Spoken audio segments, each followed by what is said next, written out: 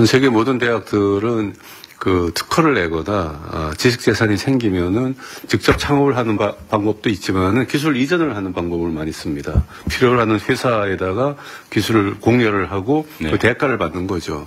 그래서 외국의 유명한 대학들은 심한 경우에는 뭐 예산 전체에 대학이 소유한 예산 전체의 10% 20%를 그걸로 충당을 하는 뭐 때에 따라서는 조 단위까지도 올라가는 그런 걸 하고 있습니다. 그래서 우리나라도 그렇게 수입이 생깁니다. 그러면 수입을 어떻게 배분하는가 하는 문제인데 보통 수입을 배분하는 그 수혜자가 세 개입니다. 대학 전체 아니면 교수가 소속한 학과 그리고 교수 개인. 그렇게 해서 대개 1대1로 하는데 우리나라는 아직 초기 단계여서 개인한테 제일 많이 주는 체계입니다. 그래서 심한 경우에는 한 70%까지도 수입의 70%까지도 그 발명가 개인에게 그 혜택을 주는 그런 제도를 채택한 대학들이 꽤 있습니다. 그게 더 유용하다는 거예요? 굉장히 유용하죠. 개인한테. 그러니까 그게 꽤 배당을 많이, 그러니까 기술 이전에서 금액이 많이 들어온 발명을 하거나 특허를 보유한 그런 개인에게는 대단한 이게 인센티브가 되고 모티베이션이 되고 그래서 그런 연구에 많이 몰두를 하고 집중하게 됩니다. 지금 현재 연구개발 결과물에 대한 소위 지적재산권 소유자는 누구예요? 원칙적으로? 원칙적으로는 국가인데 그거를 이제 국가에서 공공연구비로 들인 그것을 국가 소유인데 그 국가가 대학으로 그걸 이양을 했습니다. 대학이 소유를 할 수 있도록. 지금은 다 넘어가 있어요?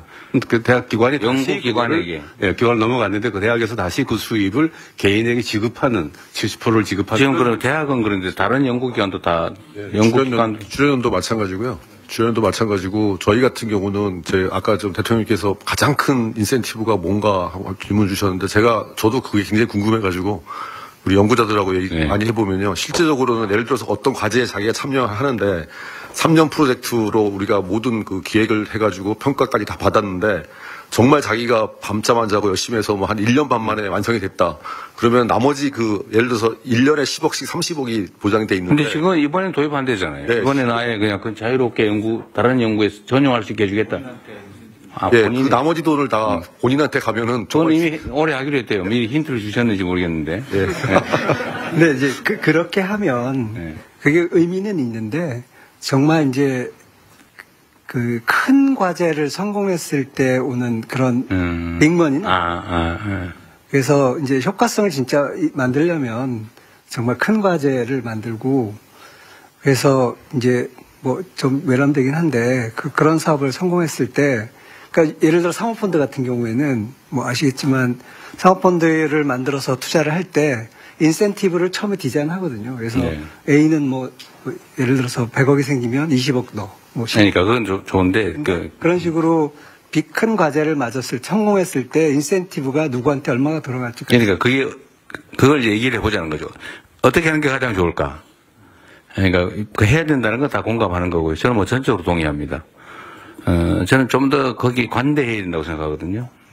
원래 가장 강력한 연구 동기는 자기 이익이죠. 물론 뭐 역사에 대한 사명감도 있고 인류에도 있긴 하지만, 예를 들면 구체적으로 말씀하신 데서 이게 좋겠다는 구체적인 안들을 한번 만들어 보면 좋겠어요. 원론적인 얘기야 뭐 우리가 다 동의하니까요. 저도 좀. 네. 일단 기술료라든가 소득이 발생했을 때 연구자에게는 절반 정도가 배분이 되기 때문에. 현재? 예.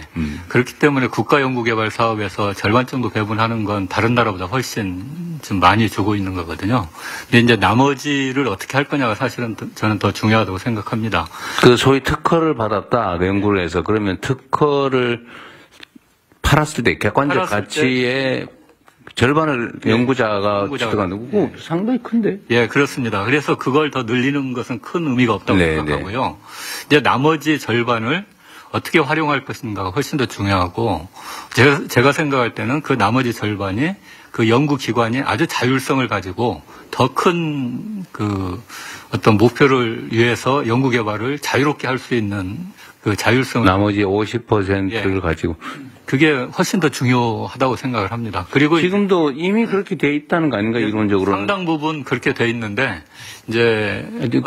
지적재산권이 아예 연구기관 자체에 귀속이 되니까 그걸 팔아가지고 절반은 연구자한테 주고 절반은 그 연구기관 자체에 귀속되니까 그거 마음대로 쓸 수 있는 거 아니에요, 그냥 이론적으로? 이제 막상 쓰려다 보면 좀 제약이 좀 있는데, 이제 어쨌든. 누가 잔소리예요? 연구 개발이 일단 되는 것은 또 주변에 많은 분들의 도움이 있어서 되는 부분들이 많이 있지 않습니까? 그래서 어쨌든 그런 부분은 그냥 연구기관의 자율성으로 맡겨놓으면 연구기관 입장에서 가장 좋은 방향으로 가장 효율적인 쪽으로 재생산할 수 있도록 할 수 있을 것 같아요. 그게 제가 얼핏 듣기로는 그 제도적 제약이보다는 기관 내 문제 같아 보이는데요. 각 연구기관 내 문제 아니고 그 정부에서 그 통제하거나 뭐 제약을 가지는 않는 거 아니에요? 예, 저희들의 가이드라인은 그것을 인건비로 쓴다든지 경상경비로 쓰는 경우는 좀 통제를 하고 있습니다. 이 가이드라인을 없애달라 그 말인 거예요? 아니 뭐 솔직하게 크게 보면 그렇습니다. 그러니까 자율적으로 하게 해달라. 예. 그런데 정부 입장에서도 그런 편익이 생겨났으면 그걸 뭘로 쓰지 마라, 뭘로 쓰라고 굳이 그럴 필요 있습니까? 지금 저희들이 이렇게 행태는 보면은 이게 주로 이제 또 개인한테 주는데 그 돈이 또 그런 경상비나 또 이런 인건비 쪽으로 이렇게 많이 들어가다 보니까 나눠 가져가지고 소위 뭔 잔치를 해버리더라. 그런 식 속성이 있습니다, 인간이는. 그래서 그런 쪽 아니고 연구비로 쓰셔라. 연구하는 데 써라. 연구하는 데 근데 쓰는 거는 아니, 솔직히 얘기하자니까 백 교수님 그러니까 예를 들어 이거는 그런 통제 제약조차도 자율에 맡겨라. 그러니까 이제 그런 게 있습니다. 근데 그게 막 엄청난 동인이 될까요? 저는 된다고 생각하고, 그래요? 어쨌든 정부라든가 대학에서 정부의 예산을 가지고 연구를 하는 것은 또 많은 그 환경이 갖춰졌기 때문에 그 연구를 할 수 있는 거고 또 그때 마침 연구 개발자가 그걸 맡았기 때문에 좋은 성과를 낼 수 있는 거지 않습니까? 그러면 그 환경을 만들어줬던 그 주변 분들도 경우에 따라서는 인센티브를 같이 줄 수도 있어야 된다고 생각을 합니다. 네. 어쨌든 당시에는 개인 연구로 화약 개발해가지고 인류 역사에 영원히 남는 사람이 되기도 했는데 이제는 이제 그런 연구 개발을 개인이 할 수는 없고 결국은 공공이든 기업이든 이런 데서 투자해서 할 텐데 어쨌든 그런 사례들이 생길 수 있게 해줘야 되는 건 맞는 것 같아요. 근데 지금 시스템에 뭐 문제가 큰 문제가 있지는 않아 보이는데 예. 이렇게 하시죠. 그 의견을 좀 더 내주시는데 하여튼 이 인센티브 제도를 좀 연구를 좀 더 해가지고요. 뭐 다른 나라 사례도 있을 거고 아니면 아이디어도 있을 거고 사실은 이거는 현장에 있는 연구원들 스스로가 제일 잘 알죠. 내가 뭘 해주면 진짜 내 인생을 바쳐서 내 영혼을 바쳐서 한번 해보겠는데 라고 하는 건 한번 여러분들도 좀 연구해 주시고요. 우리 정부 측에서도 하시고 하여튼 아이디어를 다음에 한번 모아가지고 다시 한번 하든지 보고를 한번 해 주시기 바랍니다. 말씀하십시오. 예.